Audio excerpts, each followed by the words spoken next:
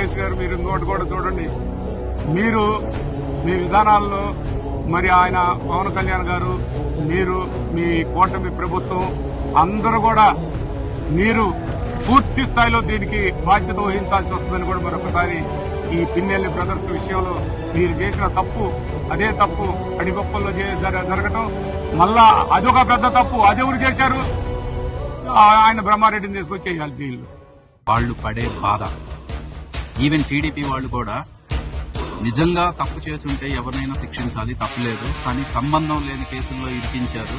రేపు గనక గవర్నమెంట్ మారితే మన పరిస్థితి ఏంటి అని వాళ్ళు తలలు పట్టుకునే రోజులు ఈ రోజే ఉన్నాయంటే రేపు ఒక్కసారి మీరు ఆలోచించండి. అయ్యా నారా లోకేష్, గుర్తుపెట్టుకో, కాలం గిర్రెని తిరిగినప్పుడు ఏదైతే పిన్నెల్లి సోదరుల మీద నువ్వు చేసినటువంటి పైశాచిక కుట్ర ఏదైతే ఉందో అది నీకు, నీ కార్యకర్తలకి, నీ నాయకులకి చుట్టుకుంటుంది. దీనికి వడ్డీ, చక్రవడ్డీ, బారు వడ్డీతో సహా మొత్తం మళ్ళీ మీకు తిరిగిస్తాం. ఏ ఒక్క తెలుగుదేశం పార్టీ వాళ్ళని కూడా వదిలేటటువంటి ప్రసక్తి లేదు. మిస్టర్ జోలకంటి బ్రహ్మారెడ్డి, నువ్వు ఇలాంటి తప్పుడు కేసులు పెట్టి మాచర్లో పిన్నెల్లి గారిని లేకపోతే నీ అడ్డా సాగిపోయింది, లేదంటే నీ దందాలు సాగుతాయి, నీ దోపిడీలు సాగుతాయి అనుకుంటున్నాను.